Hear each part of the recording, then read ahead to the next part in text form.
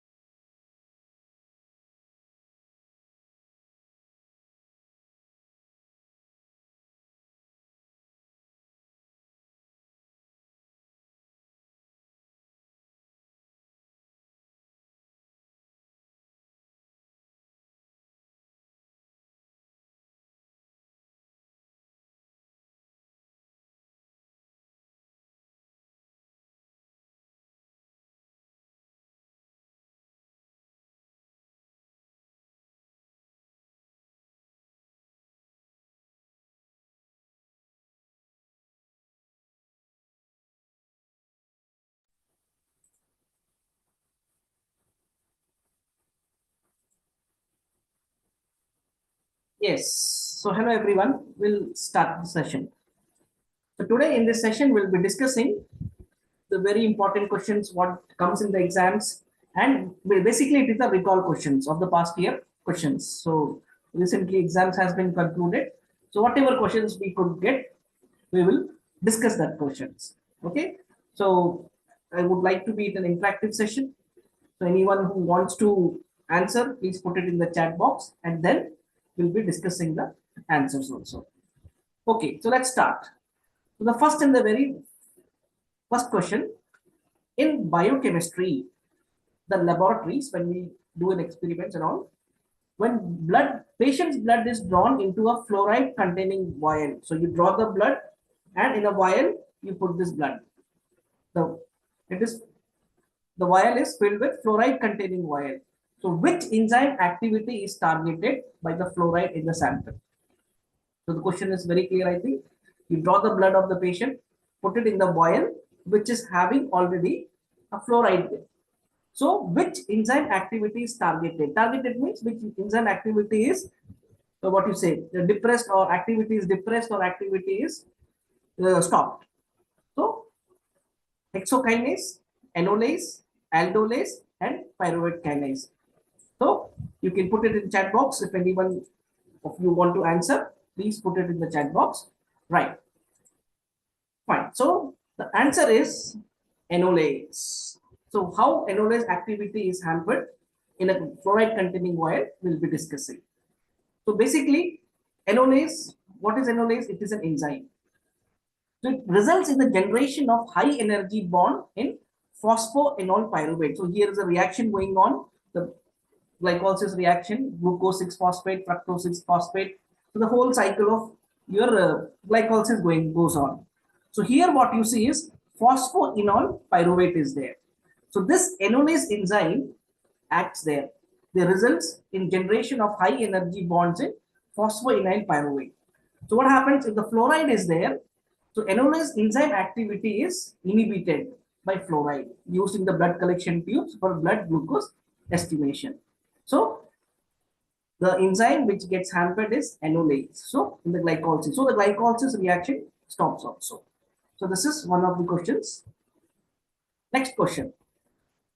Barbiturate precipitates symptoms of porphyria because of what? Right.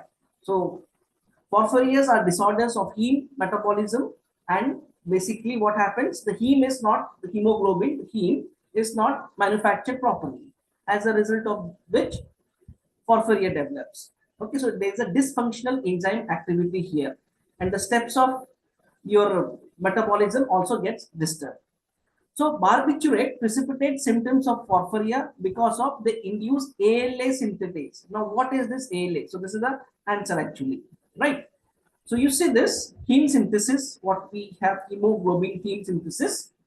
So this is the reactions what do takes place in heme synthesis. From glycine plus succinate coenzyme A, it comes down, down, down, down. All these reactions takes place, and heme is generated in the or manufactured in the end, towards the end of the reaction.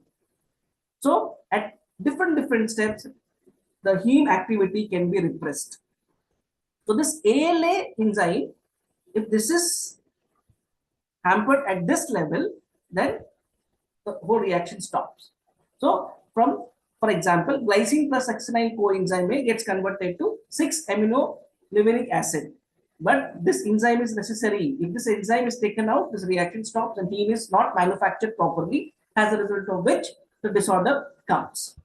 So the answer is ALA. Okay, so that is they induce ALA synthetase. So this is the answer. Similarly, in the same reaction, what we have seen here, at different stages, if enzyme activity is taken out, then disorders comes. So phosphorylation converts into hydroxymethylbilibine, and like that the reaction comes down, and last heme is manufactured. So from phosphorylation, for the conversion of from phosphorylation to hydroxymethylbilane, you require an enzyme, and if this enzyme is stopped, then acute intermittent porphyria develops.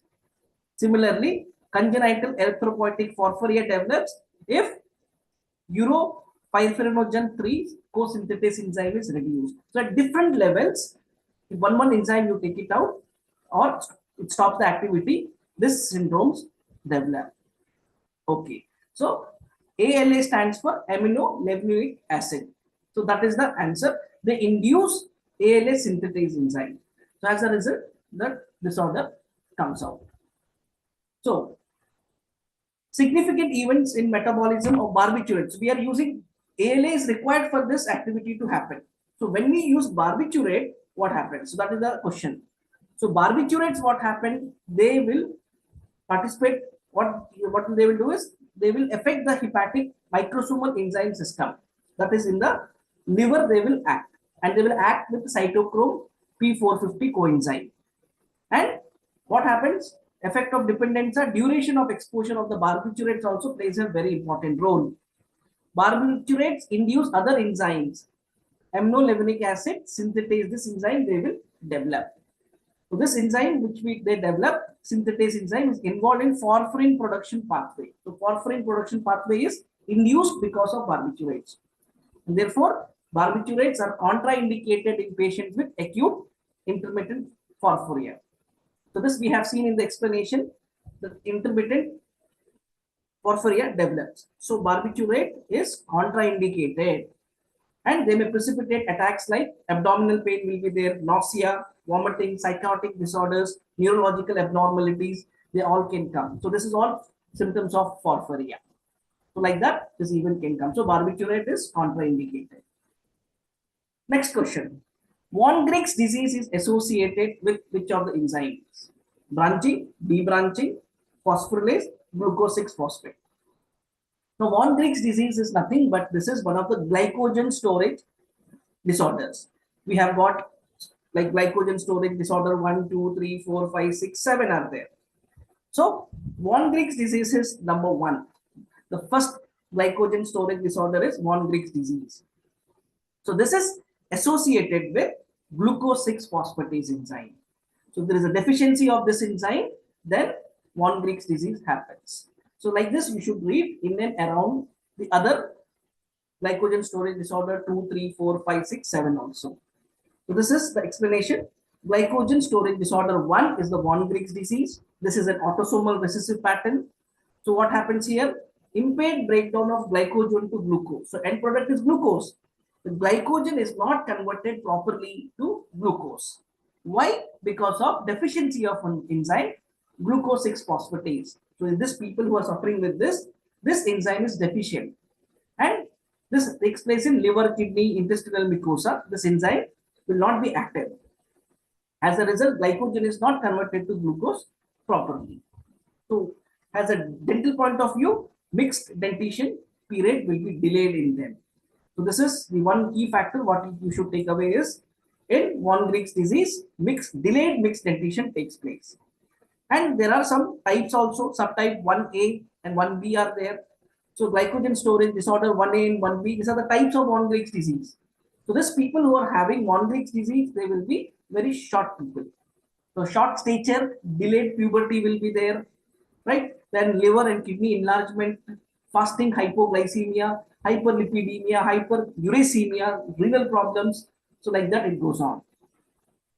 Whereas in 1B, there will be neutropenia also. So neutrophil concentration numbers also comes down. And inflammatory bowel disease. So these are all symptoms of von Willebrand's disease. Dental point of view, delayed mixed dentition in children, it may be there. So like this, you have got von Willebrand's disease is glycogen storage disorder 1, and the enzyme deficient is glucose 6-phosphatase. Similarly, GSD, glycogen storage disorder 2 is Pompe's disease. So acid maltase is the enzyme deficient. 3, Cory's disease, debranching enzyme. Anderson is 4, branching enzyme disorder. So you can learn it on mnemonic, you can learn here. So this 3 and 4, what you can do is you can learn like A, B, C, D. A, B, C, D. A, in Anderson's disease, branching enzyme deficiency is there. So A, B. Then C, D. In Cory's disease, D branching enzyme deficiency is there. So A, B, C, D. This 3 and 4 glycogen storage disorders, you can answer it. McArdle's disease, muscle glycogen phosphorylase is deficient. So this table should be learned properly. Lot of years, so many questions are asked in and around this topic. Okay. So now let's come to the next question. The substrate versus enzyme activity graph of two different enzymes. You can see the graph, enzyme 1 and enzyme 2. So substrate versus enzyme activity. Which of the following is true? So first, before going to this answer, you should know the principles of enzyme activity, like how enzyme and substrate act. So at first, the low concentration, the substrate is an enzyme are directly proportional. The activity is directly proportional. How much is the enzyme activity? That much is the like how much is the enzyme and substrate, that much is the activity, and it is like straight line in the graph. Later on, a hyperbola develops, right? So here, which of the following statement is true? So then that means 3 are wrong, 1 is correct answer. Km of 1, so this is 1 and this is 2. Okay, so you can see here the activity is very high for 1, right? So Km of 1 is more than 2. What is Km first? M for Michaelis Menten constant. Km is Michaelis Menten constant. So 1 and 2, whether it is both, no. Km of 2 is greater than 1 or cannot be predicted from the given way. So here the answer is third answer. The Km of 2 is greater than 1. So to know this, we should know what is Km first. So the rate of reaction when the enzyme is saturated. So there is a substrate, there is an enzyme. When they react, activity is there. Enzyme never participates in the reaction. They just speed up the reaction. So the rate of reaction when the enzyme is saturated with substrate, it is the maximum rate of reaction takes place. And that is designated as Vmax. So I repeat, when the rate of reaction, when the enzyme is saturated with substrate. So you have enzyme, you have substrate. They're completely saturated, maximum rate of reaction takes place. So the relationship between the rate of reaction and the concentrate of substrate depends upon how much there is a bonding between them, depends upon the affinity, how much reaction or how much liking is there between the substrate and the enzyme.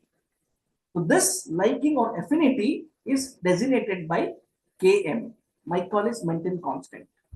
So that is the affinity. So an inverse measures of affinity. So that is fine. So for practical purpose, Km is the concentration of substrate which permits the enzyme to achieve half Vmax. So this is basically what definition. So this is the definition of Km. What is Km? It is the concentration of substrate which permits enzyme to produce half Vmax, or of the total velocity, half Vmax what it produces, that is Km. So an enzyme with high Km has low affinity for its substrate and requires greater concentration of substrate to achieve Vmax. So this is the keyword. An enzyme with high Km will have low affinity for the substrate, and a greater concentration of substrate is required to achieve Vmax. And Vmax depends upon enzyme concentration also. Km is always same for a particular enzyme given characterizing the given reaction. So basically, Vmax is the reaction between or the affinity between your substrate and the enzyme. And your half Vmax, how much is required? That is Km constant. Okay. Next question. So, enzyme with highest catalytic efficiency is. So, Km of an enzyme is 10 micromole and the constant for catalysis is 20 per second. For Km of an enzyme is 2000 and here catalysis is 50. So this depends upon a formula. So this is depending upon a formula. So answer is 3 over here. So we'll come back to the formula and then we will decode this answer. See this, from the above equation, catalytic efficiency is Kcat or catalysis divided by Km. So Kcat divided by Km. So on the right hand side on the screen, what you are seeing is K catalysis constant and this is Km. So 20 divided by 10, it is 2 is the answer, right? Here 50 divided by 2000, 0.025. 200 divided by 200 and 200 divided by 2. Sorry, it is 4 here. This is 4. So it will be 50. So in all of this, you see that C is the maximum. So option C is the one which has highest catalytic efficiency. So please remember the formula. So with the formula only you can do. So the formula is nothing but it's a constant K cat or catalysis divided by Km, whatever value you get, compare with the other options, whichever is the highest, that is the answer. So option C here has the highest catalytic efficiency. So greater the ratio, greater is the catalysis. Catalysis means speeding up the reaction. So, and previous question we have studied that it requires lower, if the lower is the ratio, slower is the catalysis. So depending, it's directly proportional to the value. The value is more, higher the catalysis, lower the value, less is the catalysis. Next question. Which amino acid is present in collagen? Which amino acid is present in collagen? Arginine, histidine, proline, lysine, isoleucine, leucine, methionine, histidine. Which of the following is the answer? Collagen. Okay. So now this collagen, the answer is nothing, very simple. Most of you know this. This is proline and lysine. So we'll decode how proline and lysine is the answer for this. So what you should be knowing is, so this is basically the collagen synthesis. Even if you don't learn this, no problem for this. Okay. So basically the amino acid which is present in large quantities in collagen are 3 in number: glycine, proline and hydroxyproline. So these 3 are very important. They are present in the collagen. So glycine, proline and hydroxyproline. So our proline and lysine was there. So this is the answer what we were looking for. So glycine, proline, hydroxyproline are present in high quantities in collagen. So first a procollagen is formed. From the procollagen, a collagen will be formed. So your procollagen basically is a 3-dimensional structure which is assembled together, and amino acid glycine and proline are the components. So all these components come together and then they become procollagen. So this procollagen is again modified with the addition of hydroxyl group, different things it will modified, and later by proline and lysine it will get modified and then a structure of collagen is formed. So this step is important for the later glycylation in the formation of triple helix structure of collagen. Because hydroxylase enzyme performs the reaction, they require vitamin C also. So if vitamin C is not there, the collagen formation is also less in there. So next question. All of the following amino acids have basic side chain. So this is directly taken from the classification. Acidic chain, basic chain, neutral chain. So you should know the classification of amino acids. So all of the following have basic side except, so these keywords do not forget. Every question is superlative except none of the above, all. Do not forget that. So cysteine, histidine, lysine, arginine. So except cysteine, all of them have got basic side chain. So for this, you should know this classification. What is this? So basically amino acids, polar and non-polar. This polar are again divided into acidic, basic, and you have a neutral one in between. So the basic ones are, our question is basic, arginine, histine, and lysine. Right. So you have got arginine, histidine, and lysine. These three are your basic amino acids. The only one which is left out is cysteine, which is not. So the cysteine is not basic amino acid. So if the question is asked, which of the following is your acidic side amino acid, then asparagine and glutamine. So like that, you should be able to know this, learn this classification. Next question. Histones are rich in. So let us see this. It is recalled from the same question. Histones. You can see anywhere histones are there. Yes. So histones are rich in acidic amino acid, basic amino acid, neutral amino acid. So these are again basic amino acids. So what are histones? These are basically proteins that are abundant in arginine and lysine. That is the basic amino acids. So histones are abundant in arginine and lysine residues. So these are the ones which provide the basic structure for DNA strands. And histones are again divided into, based on the amino acids they have, they are divided into H1, H2A, H2B. All this is a sub-classification of histones. So this H3 and H4 are arginine rich histones. So out of H1, H2A, H2B, these three are lysine rich histones, whereas H3 and H4 are arginine rich histones. So they are involved in the condensation and coiling of chromosomes. So coiling of chromosomes, they will be required. So histones are proteins rich in arginine and lysine. Arginine rich are H3 and H4. Lysine rich are H1, H2A, and H2B. So that is all about the explanation for this question. Next question. Among the following, which is non-essential amino acids? So again, this is a direct question from your classification. Non-essential. So essential amino acid and non-essential amino acid. So non-essential means what? You don't require. Non-essential. Why you don't require? Because your body can make it. Essential amino acid means you require. Why you require? Because your body cannot make it. So always learn in respect to your body. Whether your body can make it, then you don't need from outside. So this is non-essential. So here alanine is the answer, which is a non-essential amino acids, right? So again, the classification you should know about it. Essentials cannot be synthesized by body. That is why you need from outside. So arginine, valine, histidine, isoleucine, leucine, the list goes in. So you can remember this like with the mnemonic AV Hill. A, capital A for apple, AV Hill, HILL. MPTT. MPTT is just a mnemonic. If you want to learn, you can learn that. Whereas non-essential amino acids, non-essential, you don't require. Why? Because your body can make it. Alanine, glycine, and serine are the examples for this.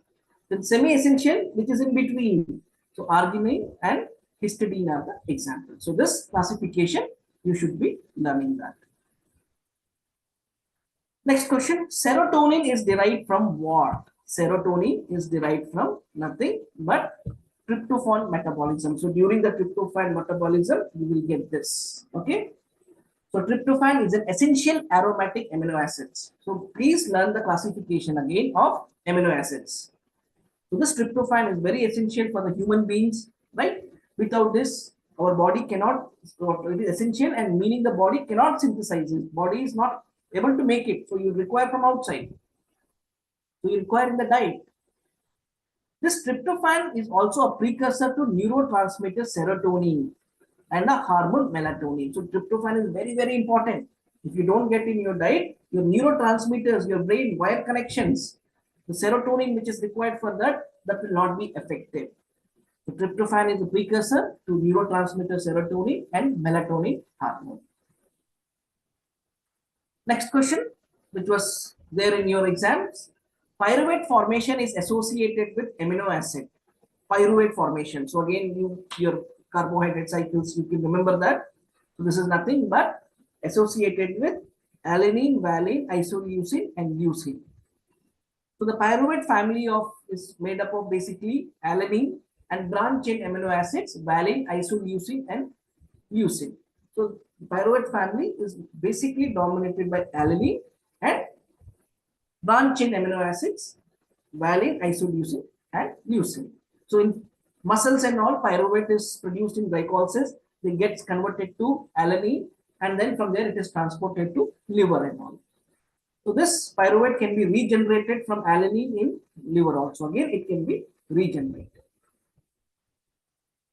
Next question. Alkaptonuria, an inherited metabolic disorder, is due to deficiency of what? So it's a very direct, straightforward question. So alkaptonuria is inherited metabolic disorder because of some problems of metabolism. This is happening, and it is because of deficiency of homogenticate oxidase enzyme. Right. Next question. Which of the following is a copper-containing enzyme present in collagen synthesis? Copper-containing enzyme, an enzyme which has copper. So you have got lysyl oxidase, peptidyl collagenase, alkaline phosphatase, and leucine aminopeptidase.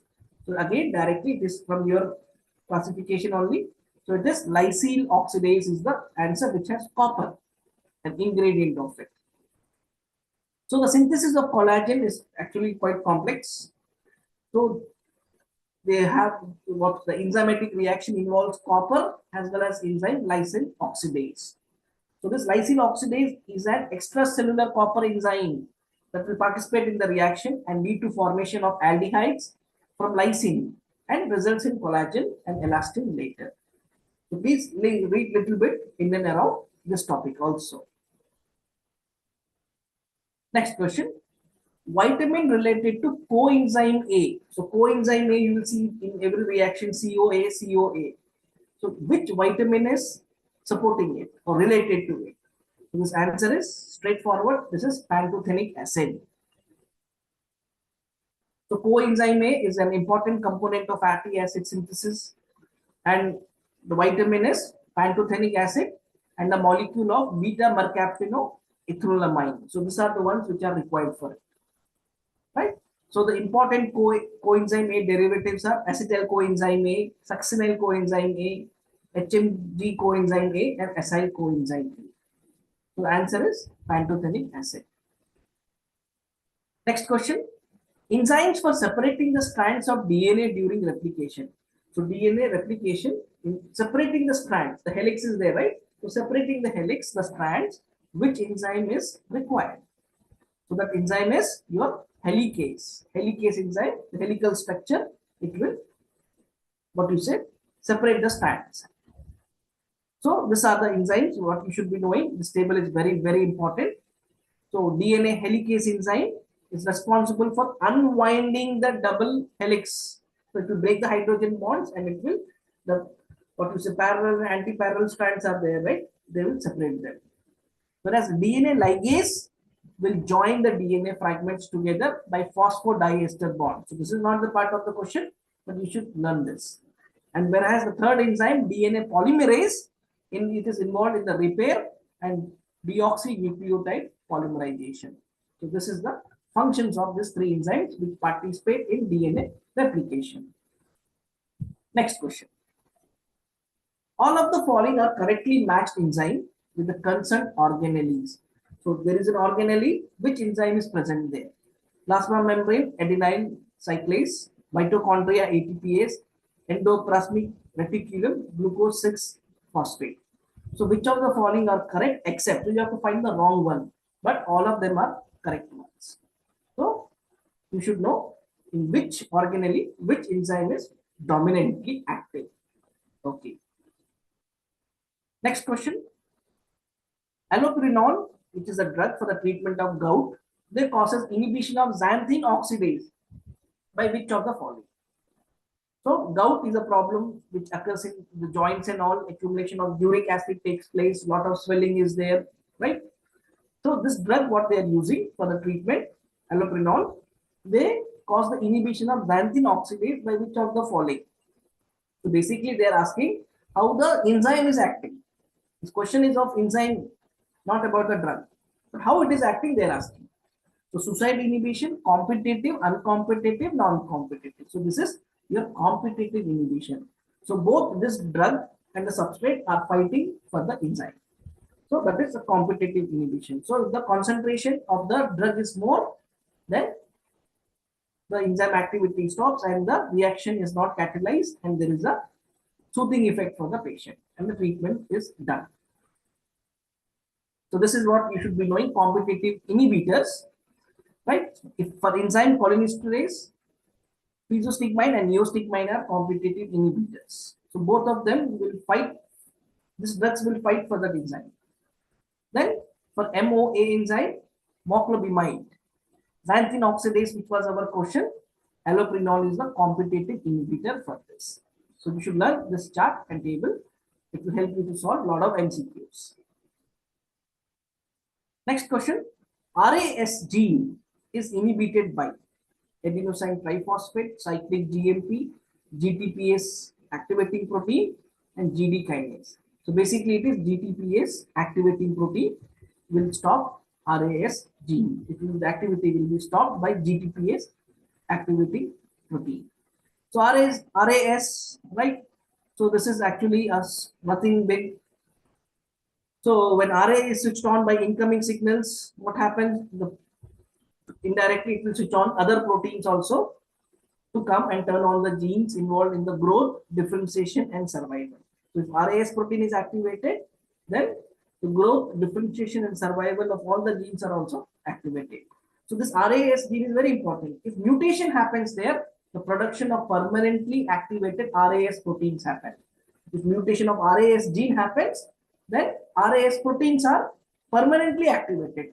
So always they will be inducing growth, differentiation, like that. So in normal cells, the activity of RAS is short due to intrinsic GTPase activity. So which was our question. So that was the question which was asked this year exam. Next question, post meal with high thermic effect is seen in post meal. So you ate your supper or dinner, then your high thermic effect is seen because of proteins, right? Proteins is the answer. Because of protein, your body temperature gets little warmer after eating food. Excess of protein.